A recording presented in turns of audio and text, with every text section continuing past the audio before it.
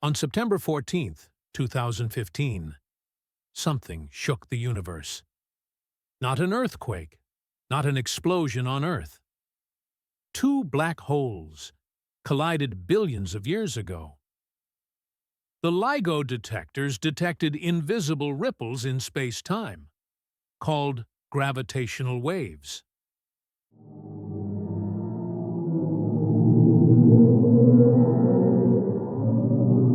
Einstein predicted this over 100 years earlier, but no one believed we'd ever prove it. These waves passed through Earth, through your body, without you ever noticing. And this was just the beginning of what the universe is hiding. Follow for more secrets they never told you.